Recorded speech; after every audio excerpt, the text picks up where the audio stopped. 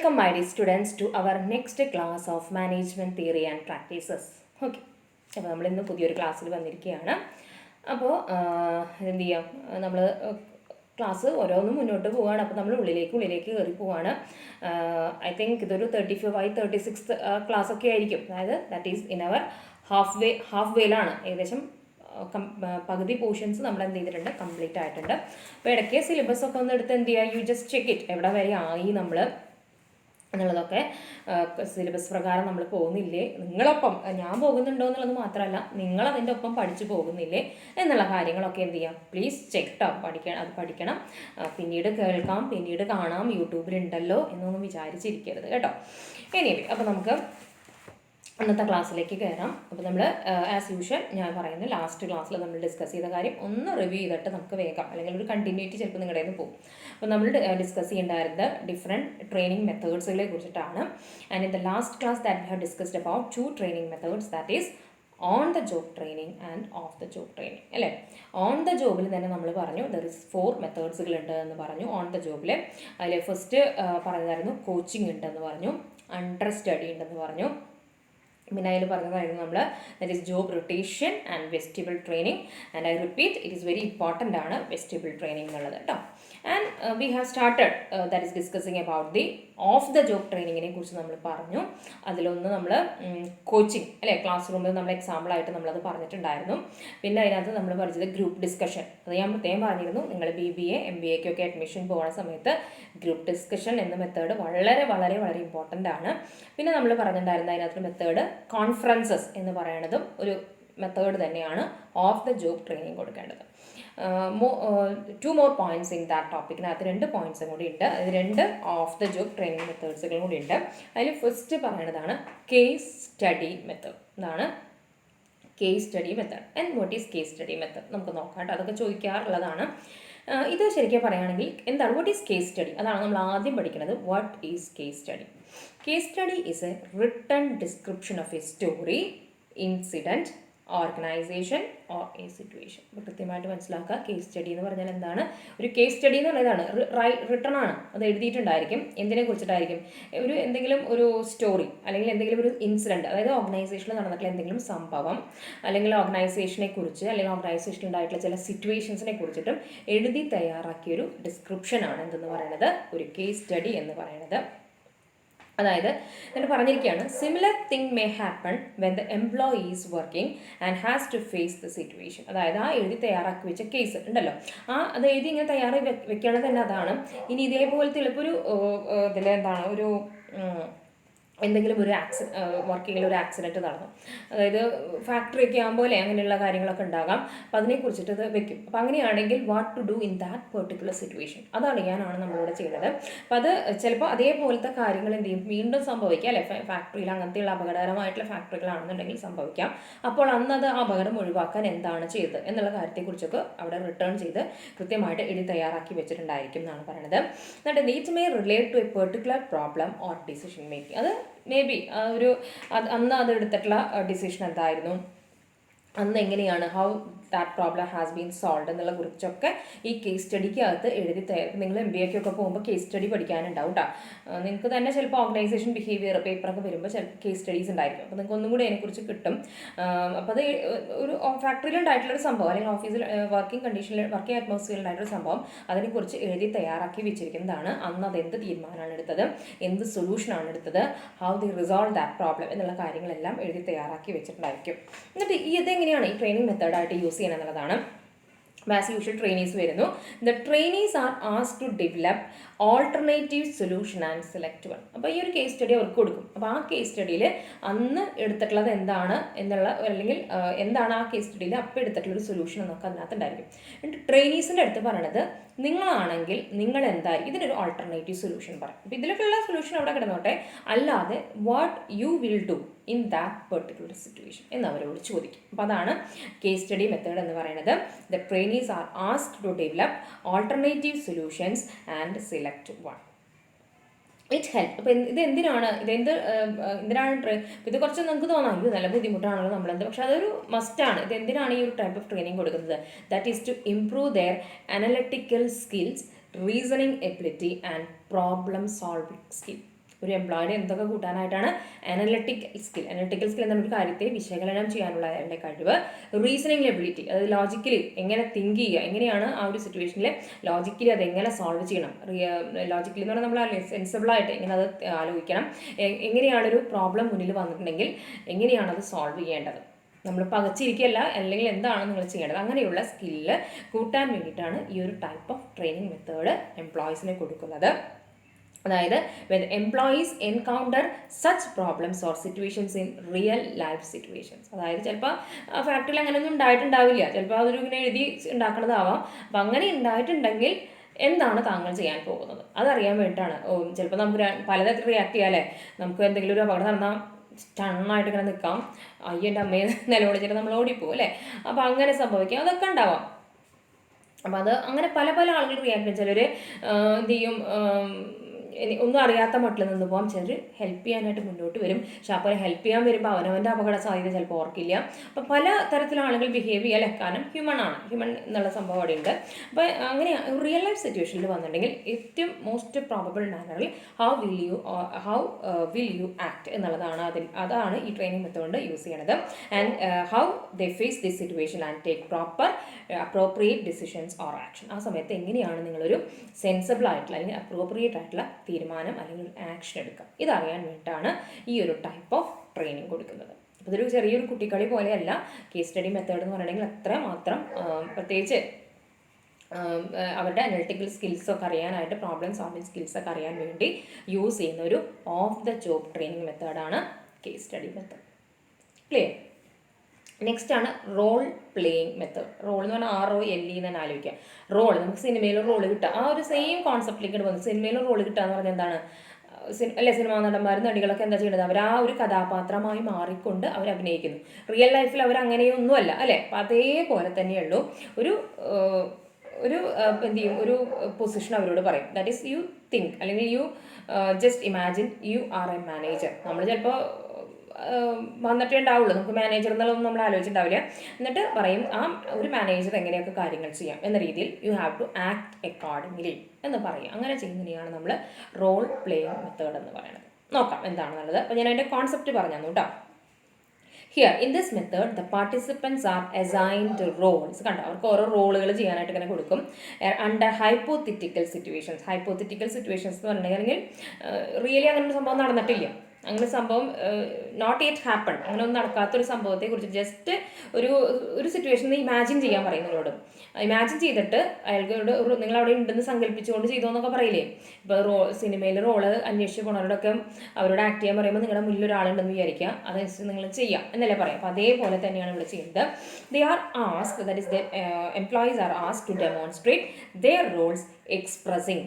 എന്നിട്ട് ആ റോൾ അവരോട് എന്ത് ചെയ്യാൻ പറയും, ചെയ്ത് കാണിക്കാൻ പറയും. അത് ചെയ്ത് കാണിക്കുമ്പോൾ എന്ത് ചെയ്യണം, they have to express their actions കാണിക്കണം, റിയാക്ഷൻസ് കാണിക്കണം, കൺസീലിയേഷൻ കാണിക്കണം, സബ്മിഷൻ ടു മാക്സ് സിറ്റുവേഷൻ. അതായത് എങ്ങനെയാണ് നമ്മളിതൊരു പ്രാക്ടിക്കൽ റിയൽ ലൈഫ് സിറ്റുവേഷനിൽ നമ്മൾ എന്താണോ ചെയ്യാൻ പോകുന്നത്. അപ്പോൾ നമുക്ക് ഈ നിങ്ങൾ BBA സ്റ്റുഡൻസ് ഒക്കെ ആയ കാരണം വേണം മാനേജ്മെൻറ്റ് ഫെസ്റ്റ് എന്നൊക്കെ പറഞ്ഞിട്ട് നടക്കും. അത് BCom BBA കുട്ടികൾക്കൊക്കെ ആയാലും വന്ന് നടക്കാം. അപ്പോൾ അവിടെയൊക്കെ ചെല്ലുമ്പോൾ മാനേജറായിട്ട് ആക്ട് ചെയ്യാനൊക്കെ നമ്മളോട് പറയും. അല്ലെങ്കിൽ ഒരു സെയിൽസ്മാൻ ആയിട്ട് നിങ്ങൾ നടന്ന് ഇതെങ്ങനെ ഇത് ഈ ഒരു പെർട്ടിക്കുലർ സാധനം മുന്നിൽ നിന്നിട്ട് നിങ്ങളിതെങ്ങനെ വിൽക്കും എന്ന രീതിയിലൊക്കെ ഒരു അഡ്വർടൈസ്മെൻറ്റ് ഉണ്ട്. ഇപ്പോൾ that I can remember now, ഏതോ ഫോണിൻ്റെ അഡ്വർടൈസ്മെൻറ്റ് ഉണ്ട് അല്ലേ, ദാറ്റ് ഈസ് ഐ തിങ്ക് ഫോണാണെന്ന് തോന്നുന്നു. അപ്പോൾ അതിലൊക്കെ കാണാം. അപ്പോൾ അതായത് ഒരു കാര്യം മുന്നിൽ നിന്നിട്ട് നിങ്ങൾ ഇത് വിറ്റ് കാണിക്കും, അല്ലെങ്കിൽ നിങ്ങളത് ഒന്ന് അസ്യൂം ചെയ്തിട്ട് നിങ്ങൾ എങ്ങനെ ആക്ട് ചെയ്യുക എന്ന രീതിയിലൊക്കെ പറയും. അതൊക്കെ നമുക്ക് പ്രാക്ടിക്കൽ നിങ്ങളുടെ ഹയർ സ്റ്റഡീസിനായാലും ശരി, നിങ്ങളുടെ റിയൽ ലൈഫിൽ തന്നെ എംപ്ലോയ്മെൻറ്റുമായി ബന്ധപ്പെട്ടൊക്കെ നമുക്ക് ചെയ്യേണ്ടി വരാവുന്ന ചില കാര്യങ്ങളാണ് കേട്ടോ അതൊക്കെ. അപ്പോൾ അത് അങ്ങനെയുള്ള കാര്യങ്ങൾ നീ അവരുടെ എക്സ്പ്രസ് ചെയ്യാനായിട്ട് പറയും. അതുകൊണ്ട് തന്നെ ഈ ഒരു മെത്തേഡിനെ ആക്ഷൻ ഓറിയൻറ്റഡ് മെത്തേഡ് എന്നാണ് പറയുന്നത്. കുറച്ച് ആക്ഷൻ അവിടെ ആവശ്യമാണ്.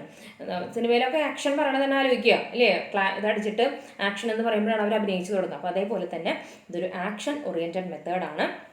And by this method the employee will അല്ലെങ്കിൽ trainee will demonstrate their skills, leadership qualities and ability to play the role of a supervisor.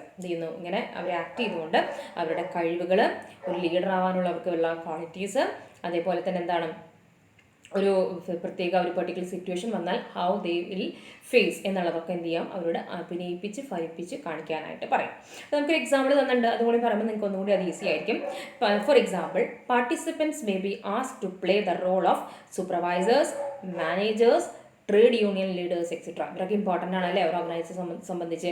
Supervisor important ആണ്, മാനേജർ ഇമ്പോർട്ടൻ്റ് ആണ്, trade union leader എന്ന് പറഞ്ഞാൽ വളരെ important ആണ്. അങ്ങനെയുള്ളവരുടെയൊക്കെ റോളൊന്ന് act ചെയ്ത് കാണിക്കാനായിട്ട് അവരോട് പറയും. ക്ലിയർ? അതായത് ലീഡർഷിപ്പ് ക്വാളിറ്റീസ് ഒക്കെ അറിയാൻ വേണ്ടിയിട്ടാണ്. ഈ ഒരു മെത്തേഡ്, ഈ ഒരു ടൈപ്പ് ഓഫ് ട്രെയിനിങ് മെത്തേഡ് എന്തിനാണ് കൊടുക്കണമെന്നുണ്ടെങ്കിൽ that is to develop their interpersonal skills. അതായത് എങ്ങനെ അവർ ഇൻ്റർപേഴ്സണലി അങ്ങോട്ടും ഇങ്ങോട്ടും അവരെങ്ങനെ ആ കാര്യങ്ങൾ കമ്മ്യൂണിക്കേറ്റ് ചെയ്യുന്നു, എങ്ങനെ അവർ ആ സന്ദർഭത്തിലൊന്നും ഉയരാന്ന് പറയില്ലേ, ആ രീതിയിൽ അവരെങ്ങനെ കാര്യങ്ങൾ ചെയ്യുന്നു, അവർ ഇൻ്റർപേഴ്സണൽ സ്കിൽസ് എങ്ങനെ കൂട്ടാം. അതായത് ഒരു ഗ്രൂപ്പ് വരുമ്പോൾ ആ ഗ്രൂപ്പിൽ നിന്നുകൊണ്ട് അവർ ഹൗ ദേ വിൽ ആക്ട് എന്നുള്ളതാണ് ഈ ഒരു ട്രെയിനിങ് മെത്തേഡ് കൊണ്ട് ഉദ്ദേശിക്കുന്നത്. ഇത് എപ്പോഴാണ് യൂസ് ചെയ്യാന്നുണ്ടെങ്കിൽ it is used when employees have to face conflict resolution, customer service, negotiation with third parties etcetera. ഇതൊക്കെ ഒരു ഓർഗനൈസേഷനിൽ ഉണ്ടാകാവുന്ന ചില സന്ദർഭങ്ങളാണ്, സാഹചര്യങ്ങളാണ്.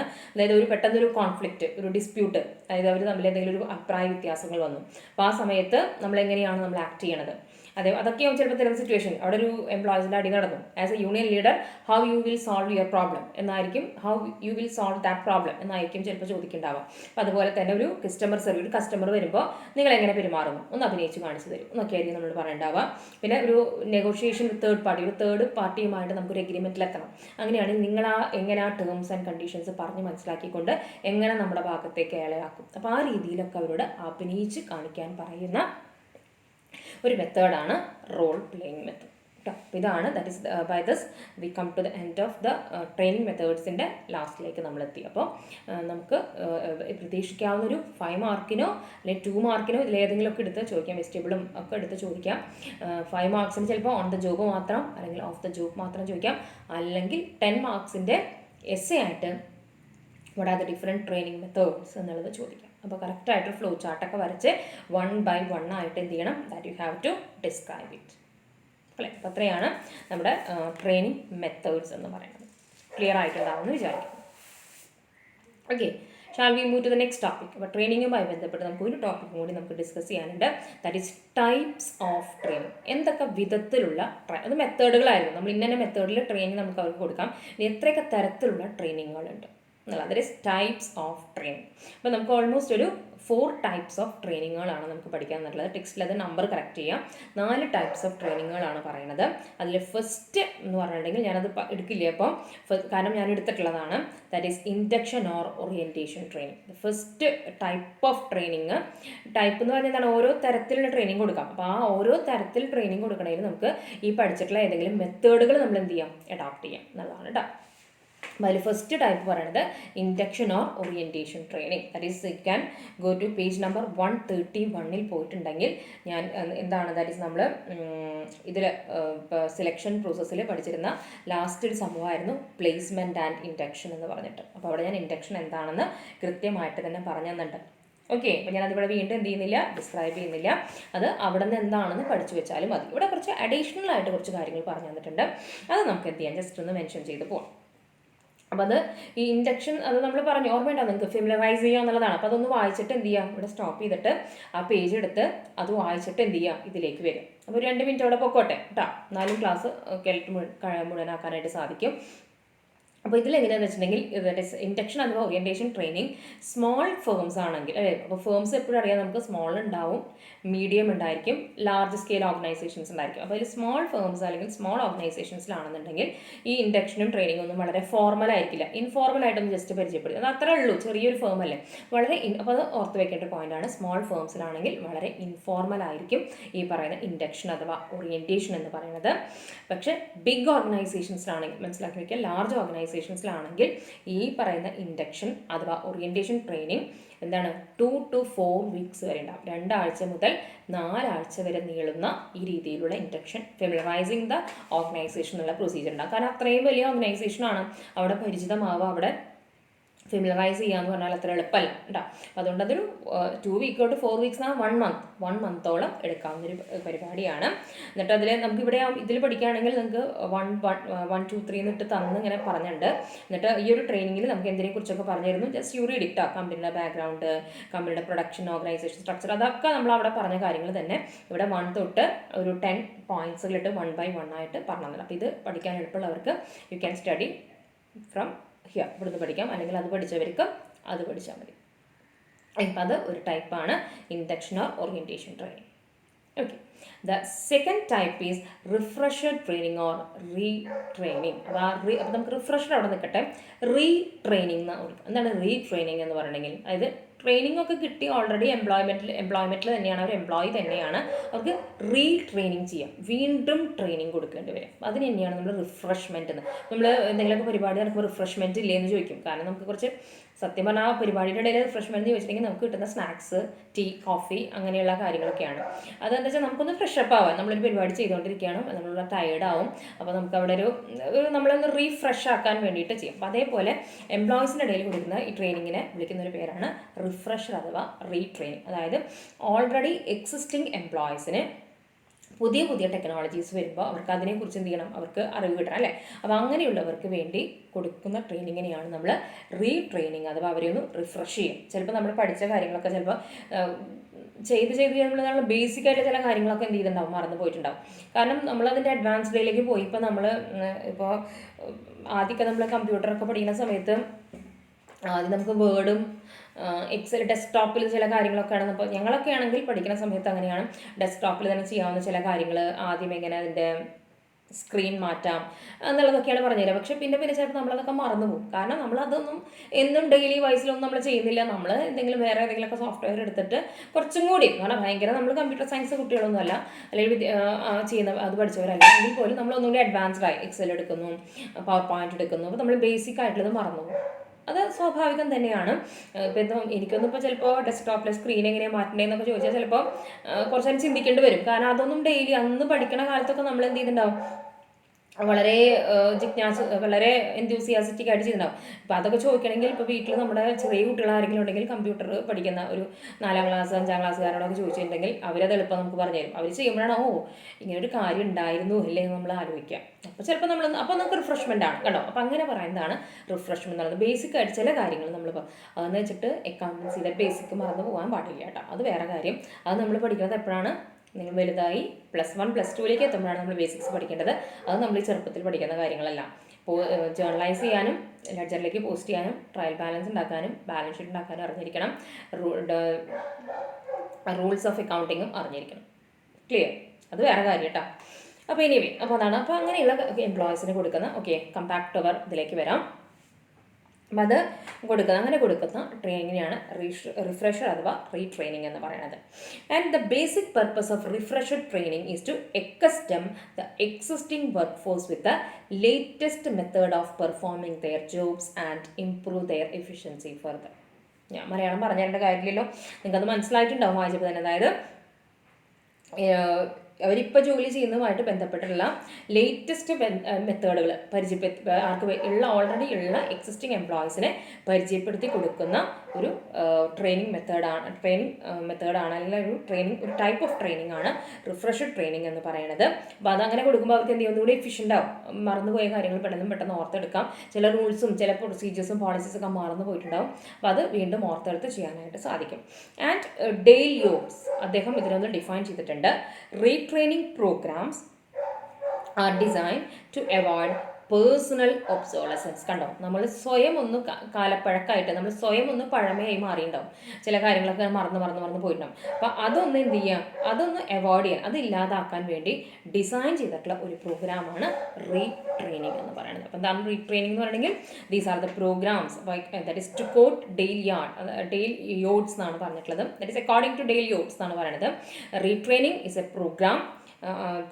Retraining programs are designed to avoid personal obsolescence. അതായത് നമ്മൾ ഇപ്പോൾ മെഷീനറിക്ക് ഒബ്സോളൻ്റ് ആയെന്ന് പറഞ്ഞാൽ എന്താണ്, അതിന് ഉപയോഗമില്ലാതെയും മാറിയിട്ടുണ്ടാവും. അപ്പോൾ ആ രീതിയിൽ നമ്മൾ ഒരു ഉപയോഗശൂന്യമാവുന്നതിന് ആവാതിരിക്കാൻ വേണ്ടിയിട്ട് നമ്മളെ കൊണ്ട് ഇനി ആവശ്യമുണ്ട് ആ രീതിയിൽ എല്ലാ കാര്യങ്ങളും ഒന്ന് ഫ്രഷ് അപ്പ് ചെയ്യിക്കാനുള്ളതാണ് റീട്രെയിനിങ് എന്ന് പറയുന്നത്.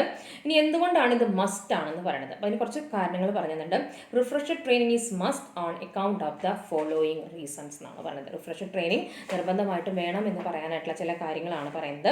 കാരണം എന്താ വെച്ചിട്ടുണ്ടെങ്കിൽ ഫസ്റ്റ് റീസൺ എന്ന് വെച്ചിട്ടുണ്ടെങ്കിൽ ടെക്നോളജി അല്ലേ. ടെക്നോളജി നേരത്തെ പറഞ്ഞ പോലെ it is developing day by day ആണ്. അപ്പോൾ എക്സിസ്റ്റിംഗ് വർക്കേഴ്സിന് പുതിയ പുതിയ ടെക്നോളജീസിനെ കുറിച്ച് അവർ വർക്ക് ചെയ്യുകയാണ്. അപ്പോൾ അവർക്ക് അവർക്ക് ഇപ്പോഴത്തെ ടെക്നോളജീസ് അറിയുന്നുണ്ടാവുള്ളൂ. ലേറ്റസ്റ്റ് ആയിട്ട് വന്ന ടെക്നോളജീസ് അറിയുന്നുണ്ടായിരിക്കില്ല. അതവരെ പഠിപ്പിക്കാനായിട്ടാണ് എന്ത് ചെയ്യുന്നത്? റീട്രെയിനിങ്ങോ റിഫ്രഷർ ട്രെയിനിങ്ങിലേക്ക് പോകുന്നത്. That is the first reason. Second reason പറഞ്ഞാൽ എന്താണ്? ദാറ്റ് ഈസ് എന്ന് പറയുന്നത് ഈ റിഫ്രഷർ ട്രെയിനിങ് അഥവാ റീട്രെയിനിങ് നടത്തുമ്പോൾ ഓൾറെഡി നമ്മുടെ ഉള്ളിൽ കിടക്കുന്ന നമ്മളിന്ന് ബ്രഷപ്പ് ചെയ്യാൻ പൊടി തട്ടിയെടുക്കുക എന്ന് പറയില്ലേ നമ്മൾ ചില കാര്യങ്ങൾ നമ്മുടെ ഉള്ളിൻ്റെ ഉള്ളിൽ പൊടി കിടക്കുന്ന ചില കാര്യങ്ങൾ പൊടി തട്ടിയെടുക്കുക. അപ്പോൾ തന്നെയാണ് പറയുന്നത് brush up their existing knowledge and skills and relearn what they have forgotten. കണ്ടോ, ചിലതൊക്കെ മറന്നു പോയിട്ടുണ്ടാവും. അത് ആരുടെയും കുറ്റമല്ല, നമ്മളത് ഉപയോഗിക്കാതെ ആകുമ്പോൾ ചില കാര്യങ്ങൾ മറന്നു പോകുന്നു. അപ്പോൾ അങ്ങനെ ഓൾറെഡി മറന്നു കിടക്കുന്ന കാര്യങ്ങളുണ്ടെങ്കിൽ അതൊന്ന് റീലേൺ ചെയ്യിക്കുക. അതാണ് ഇതിൻ്റെ രണ്ടാമത്തെ ഒരു കാരണം എന്ന് പറയുന്നത്. പിന്നെ മൂന്നാമത്തെ റീസൺ എന്താണ് പറയുന്നത്? അതായത് ചില ജോലികളിൽ ചില മാറ്റങ്ങൾ വരും. അത് ഡിമാൻഡ് അനുസരിച്ച് ആ ജോലികളിൽ ചില മാറ്റങ്ങൾ അനിവാര്യമായിട്ട് വരും, ആ ഒരു പ്രത്യേക ജോലിയിൽ തന്നെ. അപ്പോൾ ആ മാറ്റങ്ങൾ വരുമ്പോൾ ആ വന്ന മാറ്റങ്ങൾ കൃത്യമായിട്ട് ഉൾക്കൊള്ളണമെങ്കിൽ അവർക്ക് എന്ത് ചെയ്യണം? അതനുസരിച്ചുള്ള ട്രെയിനിങ് കൊടുക്കണം. അതാണ് പറയുന്നത് new jobs that are created due to changes in the demand for goods and services are to be manned by the existing employees. അല്ല, ചില പുതിയ ഇപ്പോൾ നമുക്ക് ഈ കോവിഡ് വന്നപ്പോൾ അറിയാം അല്ലേ, പുതിയ നമ്മൾ കുറേ കാര്യങ്ങൾ പുതിയതായിട്ട് പരിചയപ്പെടുത്തും. ആദ്യം നമുക്ക് എങ്ങനെ ഗ്ലൗസ് ഇടാമെന്നോ എങ്ങനെ മാസ്ക് വെക്കാമെന്നോ എന്നും നമുക്ക് അറിയുന്നുണ്ടായിരുന്നില്ല. പക്ഷെ നിരന്തരമായിട്ട് നമുക്ക് അതിനെക്കുറിച്ചൊക്കെ ന്യൂസ് ചാനൽ വഴിയും എല്ലാ കാര്യങ്ങളെയും കുറിച്ച് നമുക്ക് ആദ്യം കൈ കഴുകാനാണ് പഠിപ്പിച്ചത് അല്ലേ. നമ്മൾ കൈ കഴുകാറുണ്ട്, ഒറ്റ കൈ ഇങ്ങനെ കഴുകും. പക്ഷെ നമുക്കത് നമ്മൾ ചെറിയ ക്ലാസ്സുകളിൽ LKG UKG ഫസ്റ്റ് സ്റ്റാൻഡേർഡിലൊക്കെ നമുക്ക് ഇതേപോലെ കൈ കഴുകണം എന്നുള്ളതൊക്കെ വാഷ് യുവർ ഹാൻഡ്സ് എന്നൊക്കെ പറഞ്ഞൊരു റൈം തന്നെ നമ്മൾ പഠിക്കാറുണ്ട് അല്ലേ. അതൊക്കെ നമ്മൾ മറന്നുപോയി കിടക്കുന്നതായിരുന്നു. വീണ്ടും ഈ ഒരു കാലം വന്നപ്പോഴാണ് അത് എങ്ങനെയാണ് നമുക്ക് wash your hands, how to എന്താണ് പണ്ടൊക്കെ നമ്മൾ ചെറിയ കുട്ടികൾ പഠിച്ചതെന്നാണ് വൈ യു സ്നീസ്, എന്താണ് you have to cover your face എന്നൊക്കെ. അതൊക്കെ പിന്നെ ചിലരൊക്കെ മറന്നു പോയിട്ടാണ് ചിലർ കാര്യങ്ങൾ ചെയ്യുന്നത്. അപ്പോൾ അത് കണ്ട ചില സിറ്റുവേഷൻസ് അനുസരിച്ച് ചില കാര്യങ്ങൾ റീട്രെയിൻ ചെയ്യേണ്ടതായിട്ട് വരും. അപ്പോൾ അതൊരു റീസണാണ്. പിന്നത്തെ ഒരു റീസൺ പ്രൊമോഷന് വേണ്ടിയിട്ട്. അതായത് നമുക്ക് പ്രൊമോഷൻ ചാൻസ് ഉണ്ടായിരിക്കും. പ്രൊമോഷൻ ചാൻസ് വരുമ്പോൾ നമുക്ക് ആ പുതിയ ജോലിയുടെ കുറച്ച് കാര്യങ്ങൾ നമുക്ക് പഠിച്ചെടുക്കേണ്ടതായിട്ട് വരും. ആ സമയത്ത് നമുക്ക് ഉള്ള കാര്യങ്ങളൊക്കെ ഒന്ന് നമ്മൾ റിഫ്രഷ് ചെയ്തിട്ടാണ് പുതിയൊരു ജോലിയിലേക്ക് നമ്മളെ പ്രവേശിപ്പിക്കുക. അപ്പം പ്രൊമോഷൻ്റെ റീസൺ വരും. പ്രൊമോഷൻ എന്നുള്ള ഒരു റീസണും തന്നെയാണ് റീട്രെയിനിങ് അഥവാ റിഫ്രഷർ ട്രെയിനിങ്ങിൻ്റെ ഒരു വൺ ഓഫ് ദ റീസൺ ആയിട്ട് തന്നെ നമുക്ക് കണക്കാക്കാം. പ്രത്യേകിച്ച് ഈ പ്രൊമോഷൻ ഇൻറ്റേർണൽ നടത്തുകയാണെങ്കിൽ അല്ലേ, നമ്മൾ പഠിച്ചു ഇൻറ്റേർണലിനെയാണ് നടത്തുക. അവിടെ സഫീഷ്യൻ്റ് ആളുകളില്ല എങ്കിൽ മാത്രമാണ് എക്സ്റ്റേണലിലേക്ക് പോകുള്ളൂ. അപ്പോൾ ഇൻറ്റേർണൽ പ്രൊമോഷൻ നടത്തുകയാണെന്നുണ്ടെങ്കിൽ നമുക്ക് പുതിയ മാറ്റങ്ങളിലേക്ക് ഉൾക്കൊള്ളണമെങ്കിൽ നമ്മൾ പഴയ കാര്യങ്ങൾ ഒന്നുകൂടി തറവാക്കി പുതിയ കാര്യങ്ങൾ നമ്മൾ എന്ത് ചെയ്യും, അതിൻ്റെ ചൂട് പിടിച്ച് തന്നെ നമുക്ക് മുന്നോട്ട് പോകേണ്ടതായിട്ട് വരും. അപ്പോൾ അത്രയും ഈ പറയുന്ന കാരണങ്ങൾ കൊണ്ടാണ് റിഫ്രഷർ ട്രെയിനിങ് അഥവാ റീട്രെയിനിങ്ങിലേക്ക് ഓർഗനൈസേഷൻസ് പോകുന്നത്. ക്ലിയർ? നെക്സ്റ്റ് പറയുന്നതാണ് അപ്രന്റീസ്ഷിപ്പ് ട്രെയിനിങ്. അത് മനസ്സിലാക്കി വയ്ക്കുക. അപ്രന്റീസ്ഷിപ്പ് ട്രെയിനിങ് എന്ന് പറയുന്നത് എന്താണെന്നുള്ളത് സാധാരണ ഇത് ഡിപ്ലോമ കഴിയുന്ന ടെക്നിക്കലുമായി ബന്ധപ്പെട്ടിട്ടുള്ള അങ്ങനെയുള്ള അത് പഠിച്ചു വരുന്ന കുട്ടികൾക്കാണ് ഈ അപ്രന്റീസ്ഷിപ്പ് ട്രെയിനിങ് കൊടുക്കുക. Let's discuss what is this എന്ന് നമുക്ക് നോക്കാം. This involves imparting of knowledge and skill to do a craft or a series of related job. അപ്പോൾ എങ്ങനെയുള്ള ജോലിക്ക് വേണ്ടിയിട്ടാണ് ഈ ഒരു ടൈപ്പ് ഓഫ് ട്രെയിനിങ് അഡോപ്റ്റ് ചെയ്യുക? അതായത് ക്രാഫ്റ്റ് വർക്കുകൾ. ക്രാഫ്റ്റ് എന്ന് നമ്മൾ എന്തെങ്കിലും അല്ല, നമ്മൾ കൈകൊണ്ട് ചെയ്യുന്ന ചില വേലകൾ. അതായത് ഇപ്പോൾ നമ്മളിപ്പോൾ എന്തെങ്കിലുമൊക്കെ ഈ ക്രാഫ്റ്റ്, ഇപ്പോൾ കുത്തുപണി, എന്തെങ്കിലും നെയ്യുക, തയ്ക്കുക, അങ്ങനെയുള്ള കാര്യങ്ങളൊക്കെ ഇല്ലേ. അപ്പോൾ അങ്ങനെയുള്ളതിനാണ് നമ്മൾ അപ്രന്റീസ്ഷിപ്പ് എന്ന് പറയുന്നത്. എന്തെങ്കിലും ഒരു ക്രാഫ്റ്റ്, അത് കലാപരം എന്നല്ല, കൈകൊണ്ട് ചെയ്യുന്ന തൊഴിലുകൾ അങ്ങനെയുള്ള അങ്ങനെ എന്തെങ്കിലും ക്രാഫ്റ്റോ അല്ലെങ്കിൽ റിലേറ്റഡ് ആയിട്ട് കിടക്കുന്ന ചില ഒരു സീരീസ് ആയിട്ടുള്ള ചില ജോലികൾ, അങ്ങനെയുള്ള ജോലികൾക്ക് അതിന് വേണ്ടിയിട്ടുള്ള അങ്ങനെയുള്ള ജോലികളുടെ അറിവ് കൊടുക്കാൻ വേണ്ടിയിട്ടാണ് ഈ അപ്രന്റീസ്ഷിപ്പ് ട്രെയിനിങ് കൊടുക്കുക എന്നാണ് പറയുന്നത്. ഇതിനെ സംബന്ധിച്ച് നമ്മുടെ ഗവൺമെൻറ് തന്നെ ഒരു ലെജിസ്ലേഷൻ പാസ് ചെയ്തിട്ടുണ്ടെന്നാണ് പറയുന്നത്, which makes its obligatory for the employer. Obligatory എന്ന് എന്താണ്? കമ്പൽസറി, ഒരു നിയമം പോലെ തന്നെ നമ്മുടെ ഗവൺമെൻറ് അതിനെക്കുറിച്ച് കൃത്യമായിട്ട് നിയമനിർമ്മാണം നടത്തിയിട്ടുണ്ടെന്നാണ് പറയുന്നത്. The government has pass with legislation which makes its obligatory for employer to provide apprentice training to young persons. അത് ചെറുപ്പക്കാർക്കുള്ളതാണ് അപ്രന്റീസ് ട്രെയിനിങ് എന്ന് പറയുന്നത്. ജസ്റ്റ് പാസ് ഔട്ടായി വന്നിട്ടുള്ള കുട്ടികൾക്കാണ്. ഈ ITI എന്നൊക്കെ വരില്ലേ, MTI അവിടുന്നൊക്കെ പാസ്സായി വരുന്ന ഡിപ്ലോമ പഠിച്ച കുട്ടികൾക്കാണ്. ഈ ഇലക്ട്രോണിക്സ് അങ്ങനെയുള്ള ഡിപ്ലോമകൾ പഠിക്കില്ലേ, അപ്പോൾ അത് ഗവൺമെൻറ് തന്നെ പറഞ്ഞിട്ട് നിർബന്ധമായും എംപ്ലോയർ അവർക്ക് അപ്രൻറ്റിസ്ഷിപ്പ് ട്രെയിനിങ് കൊടുക്കണം, എന്നിട്ടാണ് അവരെ അബ്സോർബ് ചെയ്യാൻ പാടുള്ളൂ എന്ന് ഗവൺമെൻറ് പറഞ്ഞിട്ടുണ്ട്. ഇത് സാധാരണയായിട്ട് ഈ അപ്രൻറ്റിസ്ഷിപ്പ് പ്രോഗ്രാം എന്ന് പറയുന്നത് combine on the job training ഉണ്ടായിരിക്കും, അതിനകത്ത് ഓഫ് ദ ജോബ് ഉണ്ടായിരിക്കും. കാരണം എങ്ങനെയാണ് പറയുന്നത്, on the job training method ഉണ്ട്, ക്ലാസ് റൂം ഉണ്ട്. ക്ലാസ് റൂം എന്ന് പറഞ്ഞാൽ ഏതാണോ നമ്മൾ പഠിച്ചത്, ഓഫ് ദ ജോബാണ്. അപ്പോൾ ഇത് രണ്ടിൻ്റെയും കൂടി ഒരു കമ്പൈൻഡ് ആണ് ശരിക്കും എന്തെന്ന് പറയുന്നത് അപ്രൻറ്റിസ്ഷിപ്പ് ട്രെയിനിങ്. കുറച്ചവർക്ക് ക്ലാസ് റൂം ഓഫ് ദ ജോബും കൊടുക്കും, കുറച്ചവർക്ക് ഓൺ ദ ജോബും കൊടുക്കും. അപ്പോൾ ഇത് രണ്ടും കൂടി കമ്പൈൻ ചെയ്തിട്ടാണ് ഈ ടൈപ്പ് ഓഫ് ട്രെയിനിങ് പ്രൊവൈഡ് ചെയ്യണമെന്നാണ് പറയുന്നത്. ഇത് പ്രത്യേകിച്ച് very much prevalent in technical trades. ഞാൻ പറയാം, ടെക്നിക്കൽ ആയിട്ടുള്ള ആസ്പെക്ട്സുകളാണ് സാധാരണ ഇത് കൊടുക്കുക. Like printing, building construction, welding, mechanical and electric works. ഇപ്പം ഈ നമ്മുടെ വീട്ടിൽ ഇലക്ട്രിക് വർക്ക്സിനൊക്കെ വരിക, പ്ലംബിങ് അങ്ങനെയൊക്കെ വരില്ല. അവർ പഠിച്ച് പാസ് ഔട്ട് ആയിട്ടുണ്ടെങ്കിൽ അവരൊരു അപ്രൻറ്റിസ്ഷിപ്പ് ട്രെയിനിങ്ങിന് പോകും. അവർക്ക് ട്രെയിനിങ് കിട്ടുകയാണ്, എന്നിട്ടാണ് അവർ സ്വന്തമായിട്ട് എന്തെങ്കിലും അതിന് സർട്ടിഫിക്കറ്റും കാര്യങ്ങളൊക്കെ ഉണ്ട് അവർക്ക്. ആ സർട്ടിഫിക്കറ്റൊക്കെ ഉണ്ടെങ്കിലാണ് അവർക്ക് ഇൻഡിപെൻഡൻ്റ് ആയിട്ട് ഇൻഡിവിജ്വലായിട്ട് ജോലി ചെയ്യാനായിട്ട് പോകാൻ പറ്റുള്ളൂ. അതാണ് പറയണത്. ഇതെങ്ങനെയാണ് അവിടെ ട്രെയിനിങ് കൊടുക്കാൻ വെച്ചിട്ടുണ്ടെങ്കിൽ, the training in this case is placed under the supervision of N experienced person who teaches him the necessary skills and observe his performance. ഇങ്ങനെ ഈ ഒരു ട്രെയിനിങ് എങ്ങനെയാണ്, ഈ ടൈപ്പ് ഓഫ് ട്രെയിനിങ് എങ്ങനെയാണ് കൊടുക്കാമെന്ന് പറയുന്നത്, ഈ ട്രെയിനിങ്ങിനെ ഒരു വളരെ എക്സ്പീരിയൻസ്ഡ് ആയിട്ടുള്ള ഒരാളുടെ ഒബ്സർവേഷനിൽ വെക്കും. അയാളുടെ സൂപ്പർവൈസർ, അതായത് ഈ നിങ്ങളെ കാണാം, ഈ പ്ലംബിംഗ് ഒക്കെ പഠിച്ചവരാണെങ്കിൽ ആദ്യം മെയിനായിട്ട് പ്ലംബിംഗ് വർക്ക് ചെയ്യാനായിട്ട് റെക്കഗ്നൈസേഷൻ കിട്ടിയ ആളുകളുണ്ടായിരിക്കും. അവരുടെ കൂടെ പണിക്ക് പോകും. അവരുടെ കൂടെ പണിക്ക് പോയിട്ടാണ് അവർ എന്ത് ചെയ്യുക, ചെയ്ത് പഠിക്കുക. അപ്പോൾ അതൊരു ടൈപ്പ് ഓഫ് അപ്രൻറ്റിസ്ഷിപ്പ് ട്രെയിനിങ് തന്നെയാണ്. ചില ഗവൺമെൻറ് ഓഫീസുകളിൽ ഒരു അപ്രൻറ്റിസ്ഷിപ്പിന് പോകാറുണ്ട്. അപ്പോൾ അങ്ങനെയൊക്കെ ഉണ്ട്. അവരുടെ കൂടെ നിന്നുകൊണ്ട് ആവശ്യമുള്ള സ്കിൽസ് പഠിച്ചെടുക്കുന്നു. അങ്ങനെ എന്നിട്ട് അപ്പോൾ ആ സൂപ്പർവൈസർ അല്ലെങ്കിൽ ആ എക്സ്പേർട്ട് എന്ത് ചെയ്യുന്നു, അവരെങ്ങനെയാണ് ജോലി ചെയ്യുന്നത് എന്നുള്ളത് അവർ ഒബ്സർവ് ചെയ്യുന്നതാണ് പറയുന്നത്. ഇതൊരു പ്രത്യേകത, ഇതൊരു അപ്രൻറ്റിസ്ഷിപ്പ് ട്രെയിനിങ് എന്താണെന്ന് ചോദിച്ചിട്ടുണ്ടെങ്കിൽ നെക്സ്റ്റ് ഞാൻ ഈ പറയുന്ന വാചകം അതിനകത്ത് വന്നിരിക്കണം, എന്നാലേ നിങ്ങൾക്ക് അവിടെ മാർക്ക് കിട്ടുള്ളൂ. ഈ ചെയ്യുന്ന ട്രെയിനിങ്ങിന് അവർക്കൊരു സ്റ്റൈപ്പൻറ്റ് കിട്ടും. സാലറിയോ വേജസോ ഒന്നുമല്ല അവർക്ക് കിട്ടുന്നത്, പകരം അവർക്ക് കിട്ടുന്നത് പറയുന്നത് ഒരു സ്റ്റൈപ്പൻഡ് എന്നാണ് പറയുക. ഒരു ചെറിയൊരു നോമിനൽ എമൗണ്ട് എന്ന് പറഞ്ഞാൽ സ്മോൾ എമൗണ്ട്, ചിലപ്പോൾ ഒരു 500 1000 1500 അത്രേ കിട്ടുള്ളൂ. അവർക്ക് വന്ന് ആ ജോലി ചെയ്ത് പോണതിന് അവർക്കൊരു ചെറിയൊരു കൂലി പോലെ, അതിന് സ്റ്റൈപ്പൻഡ് എന്നാണ് നമ്മൾ പറയുക, കൊടുക്കും എന്നാണ് പറയുന്നത്. പക്ഷേ ഈ ഒരു കാലയളവ് പൂർത്തിയാക്കി കഴിഞ്ഞിട്ടുണ്ടെങ്കിൽ എന്ത് ചെയ്യുന്നതാണ് പറയുന്നത്, ഉറപ്പായിട്ടും അവർക്ക് എന്ത് കിട്ടുന്നതാണ് പറയുന്നത്, they can surely get good job with higher wages. നല്ല ജോലി, ഹൈ വേജസോട്. ഇപ്പോൾ അവർക്ക് കിട്ടുന്ന സ്റ്റൈപ്പൻഡ് ആയിക്കോട്ടെ, പക്ഷെ അവർക്ക് അതിന് പകരം കിട്ടുന്നത് എന്താണെന്നാണ് പറയുന്നത്, വാല്യുബിൾ സ്കില്ല് കിട്ടും. അവർ കറക്റ്റായിട്ട് സൂപ്പർവൈസ് ചെയ്ത എക്സ്പീരിയൻസ്ഡ് ആളുകളിൽ നിന്ന് വാല്യുബിൾ സ്കില്ല് അവർ പഠിച്ചെടുത്തിട്ട്, എമൗണ്ട് അവർക്ക് കുറവ് കിട്ടുന്നില്ലെങ്കിൽ പോലും ആ സ്കില്ല് പഠിച്ചെടുത്ത് കഴിഞ്ഞിട്ടുണ്ടെങ്കിൽ പിന്നീട് അവർക്ക് എന്ത് ചെയ്യാം, ഹൈ വേജസോട് കൂടി ഏതെങ്കിലും സ്ഥലത്ത് അവർക്ക് പ്ലേസ്മെൻറ്റ് കിട്ടും. അല്ലേ? അതാണ് അപ്രൻറ്റിസ്ഷിപ്പ് ട്രെയിനിങ്ങിൽ പറയുന്നത്. ക്ലിയർ? ഇനി ഇതിൽ തന്നെ മൂന്നാമത്തെ ടൈപ്പ് ഓഫ് ട്രെയിനിങ് ആണ് ഇൻറ്റേൺഷിപ്പ് ട്രെയിനിങ് എന്ന് പറയും. ഇപ്പോൾ ഇൻറ്റേൺഷിപ്പ് എന്നൊക്കെ നമ്മൾ ഒക്കെ പഠിക്കുന്നതാണെങ്കിൽ അറിയാം, ഇൻറ്റേൺ എന്ന് പറയും, ഇൻറ്റേൺഷിപ്പ് എന്നാണ് പറയും. ഇൻറ്റേൺഷിപ്പ് കഴിഞ്ഞു എന്നൊക്കെ നമ്മൾ ചോദിക്കും. ഇതിൽ എങ്ങനെയാണെന്ന് വെച്ചിട്ടുണ്ടെങ്കിൽ, according to thus a vocational institute enters into an arrangement with a business enterprise to provide practical knowledge to its students. ഇവിടെ എങ്ങനെയാണെന്ന് വെച്ചിട്ടുണ്ടെങ്കിൽ, അതിപ്പോൾ ബിസിനസ് എൻ്റർപ്രൈസ്, ആ ബിസിനസ് എൻ്റർപ്രൈസുമായിട്ട് ഏതെങ്കിലും ഒരു വൊക്കേഷണൽ ഇൻസ്റ്റിറ്റ്യൂഷൻ ആണെങ്കിൽ ഇങ്ങനെയുള്ള ചില പ്രാക്ടിക്കൽ എക്സ്പീരിയൻസ് അല്ലെങ്കിൽ പ്രാക്ടിക്കൽ ഓറിയൻറ്റഡ് ആയിട്ടുള്ള കോഴ്സുകൾ പ്രൊവൈഡ് ചെയ്യുന്ന ഇൻസ്റ്റിറ്റ്യൂഷൻസ്, അവർ രണ്ടുപേരും കൂടി എന്ത് ചെയ്യും, കൈകോർക്കും. എന്നിട്ട് അവർ പറയും, നിങ്ങളുടെ അവിടുത്തെ എംപ്ലോയീസിനെ ഞങ്ങൾ ഈ ഒരു കാര്യത്തിൻ്റെ പ്രാക്ടിക്കൽ ആസ്പെക്ട്സുകൾ പഠിപ്പിച്ച് കൊടുത്തുകൊള്ളാം എന്ന് പറയും. അപ്പോൾ അത് ആ ഒരു ടൈപ്പ് ഓഫ് ട്രെയിനിങ്ങിനെയാണ് നമ്മൾ പറയുന്നത് ഇൻറ്റേൺഷിപ്പ് ട്രെയിനിങ്. അപ്പോൾ ഞാൻ നല്ലൊരു എക്സാമ്പിൾ പറഞ്ഞു തരട്ടെ. നമ്മുടെ കോളേജിലുള്ള CMA കോഴ്സ് കൊടുക്കുന്നുണ്ട്, അല്ലേ? BCom സ്റ്റുഡൻസിന് CMA കോഴ്സ് കൊടുക്കുന്നുണ്ട്. അപ്പോൾ അതിങ്ങനെയാണ്, ആ CMA കൊടുക്കുന്ന ഇൻസ്റ്റിറ്റ്യൂട്ടുമായിട്ട് നമ്മുടെ കോളേജ് എന്ത് ചെയ്തിരിക്കുകയാണ്, ഒന്ന് കൈകോർത്തിരിക്കുക. അതായത് അവർ ഒരു അറേഞ്ച്മെൻറ്റ് നടത്തിയിരിക്കുകയാണ്, നിങ്ങളുടെ കുട്ടികൾക്ക്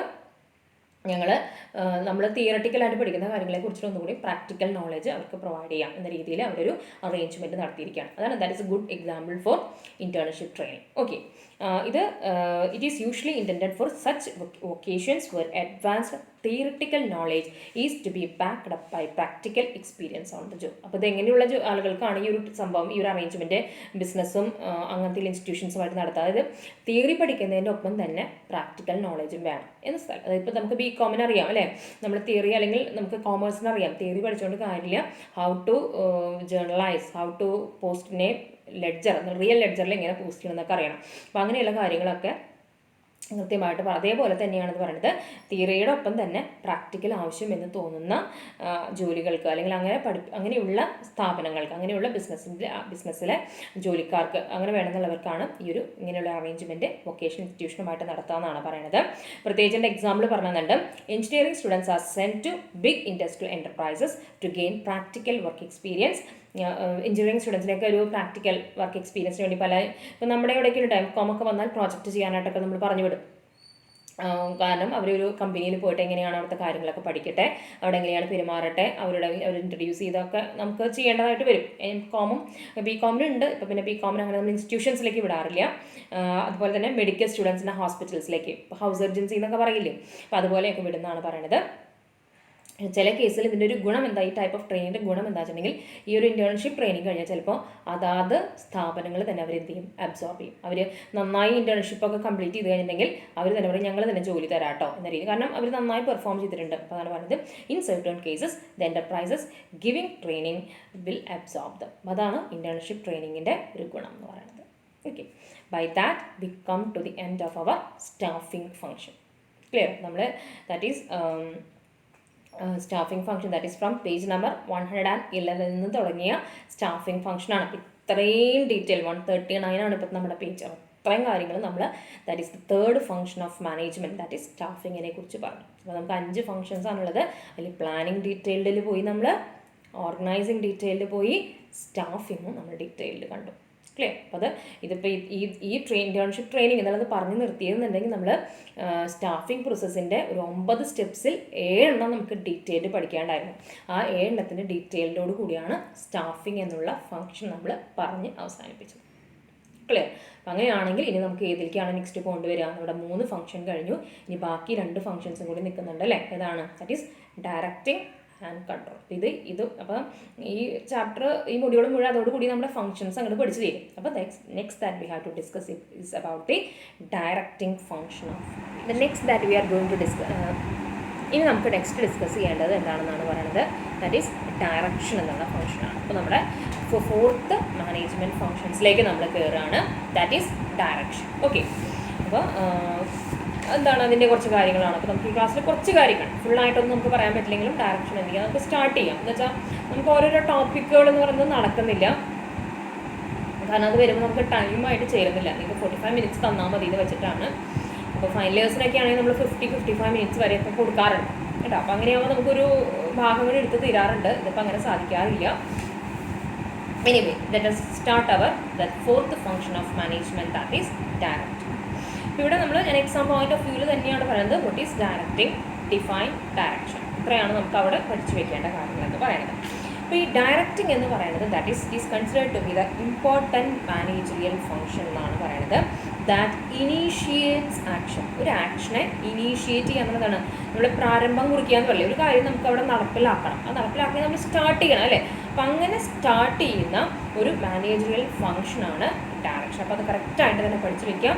it is A managerial function that initiates action. കാരണം ഇങ്ങനെ പഠിച്ചിട്ടുണ്ടെങ്കിൽ ക്യാരക്ടറിസ്റ്റിക്സ്, നേച്ചർ നമുക്ക് വേറെ സെപ്പറേറ്റ് ചെയ്ത് പഠിക്കേണ്ടി വരില്ല. അല്ലേ?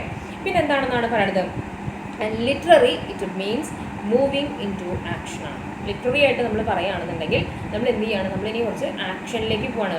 ദാറ്റ് ഈസ് നമ്മൾ ഇനി അവിടെ കുറച്ച് കാര്യങ്ങൾ ചെയ്യാൻ പോകുകയാണ്. ഡയറക്റ്റിംഗ് എന്ന് പറഞ്ഞാൽ കുറച്ച് കാര്യങ്ങൾ ചെയ്യാൻ പോകുകയാണെന്നാണ് പറയുന്നത്. That is activating the human resources toward the attainment of the objectives of the enterprise. അതായത് നമ്മൾ എന്ത് ചെയ്യാൻ പോവാണ്, നമ്മൾ ഹ്യൂമൻ റിസോഴ്സിനൊന്ന് ആക്ടിവേറ്റ് ചെയ്യാൻ പോവാണ്. കാരണം അവരിനി പ്രവർത്തിച്ചു തുടങ്ങിയാൽ അവർ എവിടേക്ക് എത്തുള്ളൂ, ഓർഗനൈസേഷൻ്റെ ഒബ്ജക്റ്റീവ്സിലേക്ക് അവർ എന്ത് ചെയ്യുള്ളൂ, അവരുടെ കൂട്ടായ പ്രവർത്തനത്തിൽ കൂടി ആ ഒബ്ജക്റ്റീവ്സിലേക്ക് എത്താനായിട്ട് സാധിക്കുള്ളൂ എന്നാണ് പറയുന്നത്.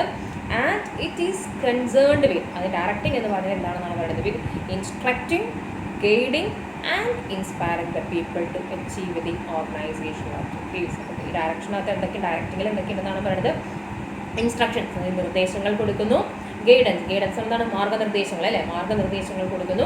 ആൻഡ് ഇൻസ്പയറിംഗ് എന്താണ്, അവരെ പ്രോത്സാഹിപ്പിക്കുന്നു. എന്തിനു വേണ്ടിയിട്ട്, ആ ഓർഗനൈസേഷൻ ഒബ്ജക്റ്റീവ്സിൽ എത്തിക്കാനായിട്ട് അവർക്ക് നിർദ്ദേശങ്ങൾ കൊടുക്കുന്നു, നല്ല കറക്റ്റായിട്ടുള്ള ഗൈഡ് ലൈൻസ് കൊടുക്കുന്നു, അതിനവരെ മോട്ടിവേറ്റ് ചെയ്യുന്നു. അതുകൊണ്ടാണ് പറയുന്നത് എന്താണ്, ഇത് ഒരു മൂവിങ് ഇൻ ടു ആക്ഷൻ അഥവാ ഇനീഷ്യേറ്റ് ആക്ഷൻ എന്ന് പറയുന്ന ഒരു ഫംഗ്ഷനാണ് ഡയറക്റ്റിംഗ് എന്ന് പറയുന്നത്. ക്ലിയർ? അതായത് നമ്മൾ ഇതുവരെ നമ്മൾ 3 ഫങ്ഷൻസ് പഠിച്ചു അല്ലേ. ദാറ്റ് ഈസ് പ്ലാനിങ്ങും ഓർഗനൈസിങ് കണ്ടു, സ്റ്റാഫിങ് കണ്ടു, 4th ഫംഗ്ഷനാണ് ഡയറക്റ്റിംഗ്. അതിലിപ്പോൾ നമ്മൾ ഇതുവരെ പഠിച്ച ആ 3 ഫംഗ്ഷൻസിനെ നമ്മൾ വിളിക്കുന്നത് പ്രിപ്പറേറ്ററി ഫംഗ്ഷൻസ് എന്നാണ്. എന്താണ് പ്രിപ്പയർ ചെയ്യുക എന്ന് പറഞ്ഞെങ്കിൽ ഹൗ ടു പ്രിപ്പയർ എന്ന് പറഞ്ഞാൽ പ്രിപ്പയർ എന്ന് തയ്യാറാക്കുക. അപ്പോൾ ഈ 3 തയ്യാറെടുപ്പ് അങ്ങനെ ചെയ്യുന്ന ഫങ്ഷൻസ് എന്നാണ്. അതായത് നമ്മൾ നമ്മുടെ ഓർഗനൈസേഷൻ ഒബ്ജക്റ്റിലേക്ക് എത്തുന്നതിന് മുൻപുള്ള തയ്യാറെടുപ്പുകളാണ് by planning, by organising, by staffing വഴി ചെയ്യുന്നത് അല്ലേ. ആദ്യം നമ്മൾ എല്ലാ കാര്യങ്ങളും പ്ലാൻ ചെയ്തു, അതെല്ലാം ഒരു സിസ്റ്റമാറ്റിക് വേയിൽ ഓർഗനൈസ് ചെയ്തു. ഇനി അതിലേക്ക് വേണ്ടിയുള്ള ആളുകളെ അപ്പോയിൻറ്റ് ചെയ്തു കഴിഞ്ഞു. ഇനി അപ്പോയിൻറ്റ് ചെയ്ത ആളുകളെയാണ് നമ്മൾ എന്ത് ചെയ്യേണ്ടത്? അവർക്ക് ട്രെയിനിങ് കൊടുത്തു കഴിഞ്ഞു. ആ കൊടുത്ത ആളുകളെയാണെങ്കിൽ നമ്മൾ എന്ത് ചെയ്യേണ്ടത്?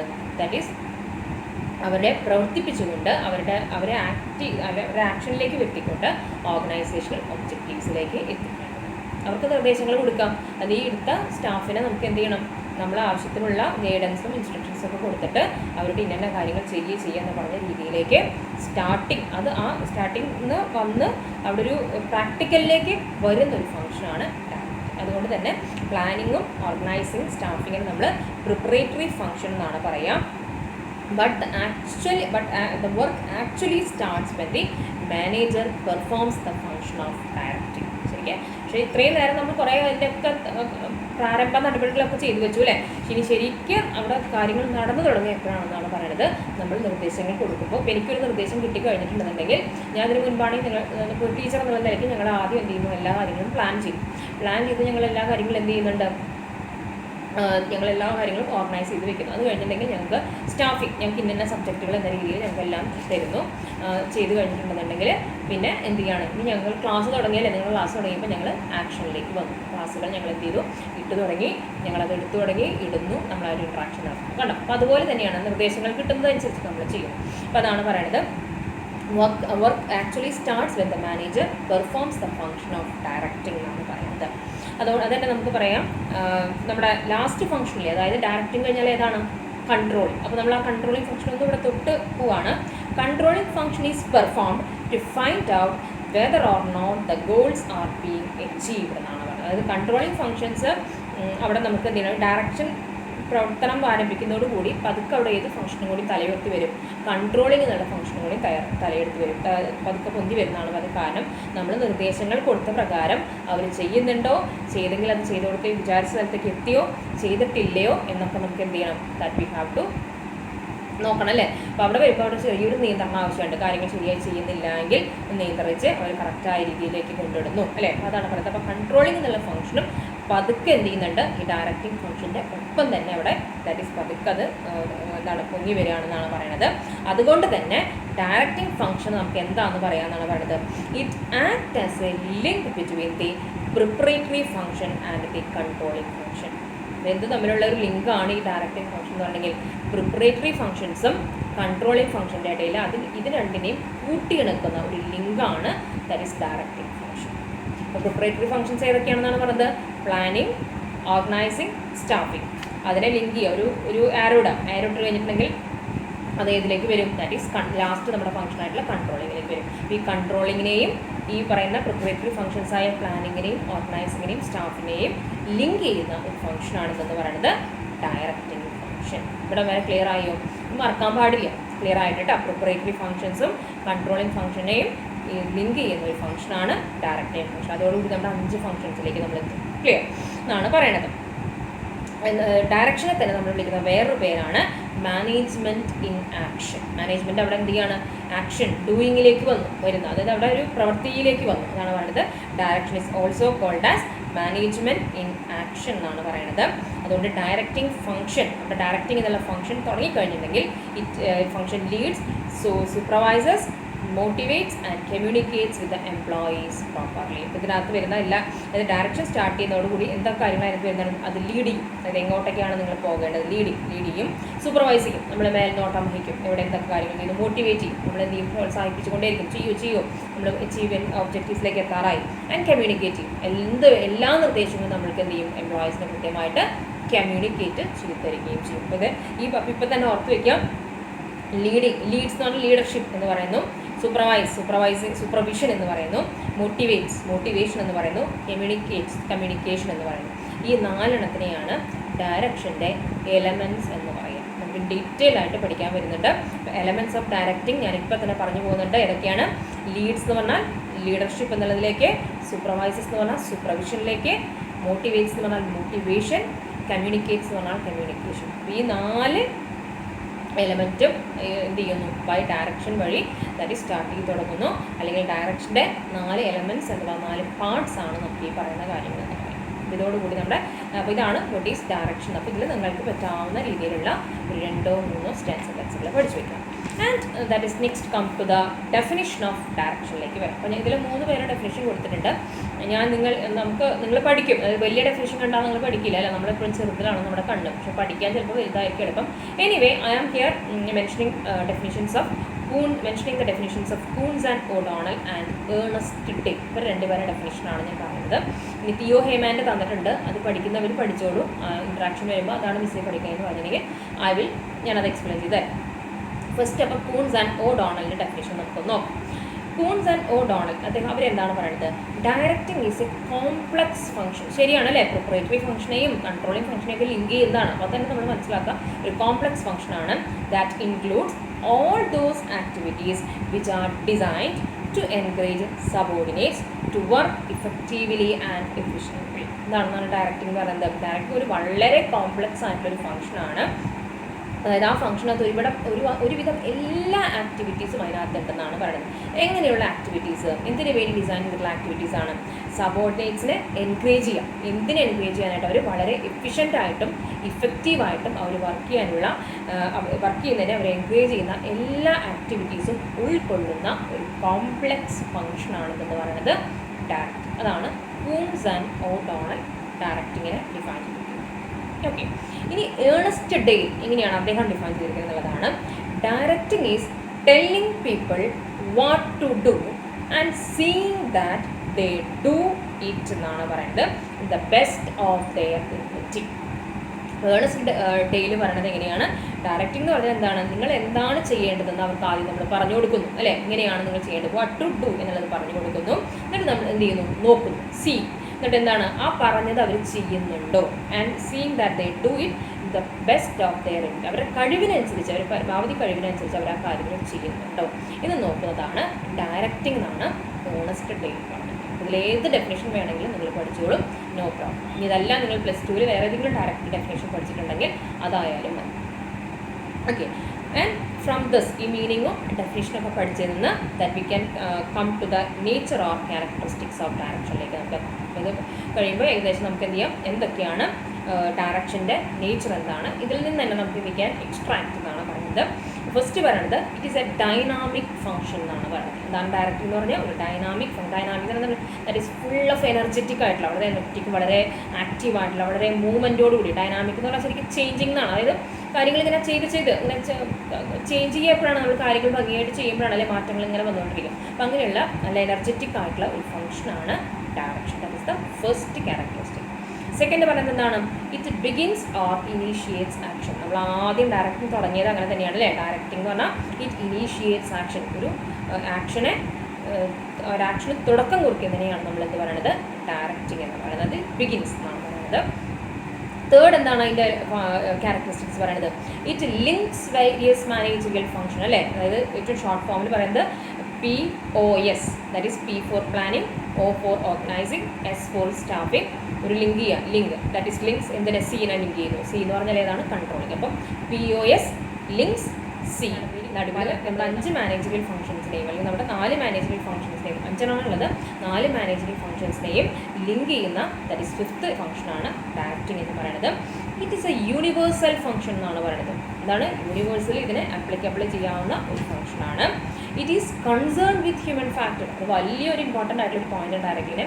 അതായത് ഡയറക്റ്റിംഗ് എന്ന് പറഞ്ഞാൽ എന്താണ്? ഹ്യൂമൻ ഫാക്ടറുമായി ബന്ധപ്പെട്ടതാണ്. മനുഷ്യരെയാണത്. മനുഷ്യരെ കൺട്രോൾ ചെയ്യുക അല്ലെങ്കിൽ അവർക്ക് നിർദ്ദേശങ്ങൾ കൊടുക്കുക, നമ്മൾ അങ്ങോട്ട് പറഞ്ഞ് ഇങ്ങോട്ട് പോകില്ല, നമുക്കെല്ലാം അറിയാം. അപ്പോൾ ഡയറക്ഷൻ എന്ന് പറയുന്നത് ഹ്യൂമൻ ആസ്പെക്ട് ഓറിയൻറ്റഡ് ആണ്, ഹ്യൂമൻ ആസ്പെക്ട് റിലേറ്റഡ് ആണ്. അപ്പോൾ അതിന് അതിൻ്റേതായിട്ടുള്ള ഇമ്പോർട്ടൻസ് അതിനുണ്ട്. ഇറ്റ് ഈസ് എ കണ്ടിന്യൂസ് പ്രോസസ്സാണ്. ഒരു കാര്യം കഴിഞ്ഞു എന്നുള്ളതല്ല, നിരന്തരമായിട്ട് തന്നെ ചെയ്യേണ്ട ഒരു പ്രോസസ്സാണ് ദാറ്റ്സ് എന്ന് പറയുന്നത്. ദാറ്റ് ഇസ് ഡയറക്റ്റിംഗ് എന്ന് പറയുന്നത്. And it is performed at all levels of management, whether it is in top level, lower level or middle level എവിടെ ആയിക്കോട്ടെ അതിൻ്റെ ഏത് ലെവലിലായാലും അത് പെർഫോം ചെയ്യുക തന്നെ വേണം എന്നാണ് പറയുന്നത്. അപ്പോൾ ഇത്രയാണ് നേച്ചർ ഓഫ് ക്യാരക്ടറിസ്റ്റിക്സ് ഓഫ് ഡയറക്ഷനിൽ പറയുന്നത്. ഫസ്റ്റ് എന്താണ് പറയുന്നത്, അതൊരു ഡൈനാമിക് ഫംഗ്ഷനാണ്. ഇറ്റ് ബിഗിൻസ് ഓർ ഇനീഷ്യേറ്റ്സ് ആക്ഷനാണ്. It links various managerial functions. It is a universal function. It is concern with human factor. It is a continuous process and it is performed at all levels of management. അപ്പോൾ ഒരു കാര്യം ഇവിടെ recall ചെയ്യാനുണ്ട്. ഏതൊക്കെയാണ് different levels of management? Top level ഉണ്ടാകാം, middle level ഉണ്ടായിരിക്കാം, lower level ഉണ്ടായിരിക്കാം.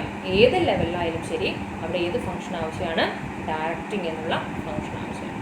Okay, next that we are going to discuss about the importance of directing ആണ് നമ്മൾ പറയുന്നത് കേട്ടോ. അപ്പോൾ അതിൽ നമുക്കൊരു 4-5-6 പോയിന്റ്സുകൾ തന്നെ എന്താണ് ഇത്രമാത്രം ഇമ്പോർട്ടൻസ്, ഡയറക്റ്റിംഗ് ഇത്രമാത്രം ഇമ്പോർട്ടൻ്റ് എന്ന് പറയാനുള്ള റീസൺ എന്താണെന്നുള്ളതാണ് പറയുന്നത്. അതായത് മാനേജ്മെൻറ്റ് പ്രോസസ്സിൻ്റെ ഹാർട്ട് എന്നാണ് ഡയറക്റ്റിംഗ് ഫംഗ്ഷൻ. ഹാർട്ട് എന്ന് പറഞ്ഞാൽ ഹൃദയം അല്ലേ, ഒരു മനുഷ്യ ശരീരത്തിൻ്റെ ഏറ്റവും ഇമ്പോർട്ടൻ്റ് ആയിട്ടുള്ളൊരു ഓർഗനാണ് ഹാർട്ട് അല്ലേ. അതേപോലെ തന്നെയാണ് ഡയറക്റ്റിനെ കുറിച്ച് പറയുന്നത്. മാനേജ്മെൻറ്റ് പ്രോസസ്സിൻ്റെ ഹൃദയമാണ് ഡയറക്റ്റിംഗ് ഫംഗ്ഷൻ എന്നാണ് പറയുന്നത്.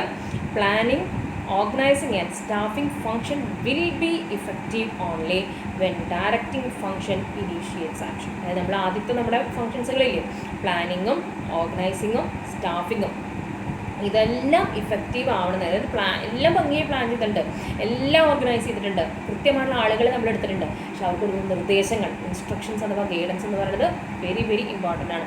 ആ ഡയറക്റ്റിങ്ങിൽ ഒന്ന് പഴിച്ചു പോയിട്ടുണ്ടെങ്കിൽ പിന്നെ തോന്നിയ പോലെയാവും കാര്യങ്ങൾ അല്ലേ. അപ്പോൾ അതുകൊണ്ടാണ് പറയുന്നത് അത് ഈ പറയുന്ന ഫംഗ്ഷൻസ് ഒക്കെ ഇഫക്റ്റീവ് ആവണമെന്നുണ്ടെന്നുണ്ടെങ്കിൽ എന്താണ്, ഡയറക്റ്റിംഗ് ഫംഗ്ഷൻ എന്ത് ചെയ്യണം, അവിടെ സ്റ്റാർട്ടിങ് ആവണം, കൃത്യമായിട്ട് തന്നെ സ്റ്റാർട്ട് ചെയ്യണം എന്നാണ് പറയുന്നത്. അതുകൊണ്ട് തന്നെ എന്താണെന്നാണ് പറയുന്നത്, directing function is very much important എന്നാണ് പറയുന്നത്. അതിൻ്റെ കുറച്ച് പോയിന്റ്സുകളായിട്ട് പറഞ്ഞിട്ടുള്ളത്, ദാറ്റ് ഈസ് ഫസ്റ്റ് ഇമ്പോർട്ടൻ്റ് ആയിട്ട് പറഞ്ഞത് ഇറ്റ് ഇനീഷ്യേറ്റ്സ് ആക്ഷൻ. ഓക്കെ, നമ്മൾ പറഞ്ഞതാണ്. It integrates the employees efforts. പിന്നെ it is a means of motivation എന്നാണ് പറയുന്നത്. പിന്നെ എന്താണ്, ഇറ്റ് പ്രൊവൈഡ് സ്റ്റെബിലിറ്റി, ഒരു സ്ഥിരത കൊണ്ടുവരുന്നുണ്ട്, and balance in the organisation. പിന്നെ ഇറ്റ് ഫെസിലിറ്റേറ്റ്സ് ചേഞ്ചസുകളെ അതായത് വളരെയധികം ഫെസിലിറ്റേറ്റ് ചെയ്യുന്നുണ്ട്, and it deals with human factor. ഇതൊക്കെയാണ് ഇതിൻ്റെ ഇമ്പോർട്ടൻസ് ഓഫ് ഡയറക്റ്റിംഗ് എന്ന് പറയുന്നത്. ഇതിൻ്റെ എക്സ്പ്ലനേഷനിലേക്ക് നമുക്ക് പോകണം. That we will do in the next class. Okay, that's for today. Thank you, my dear students, for watching my class.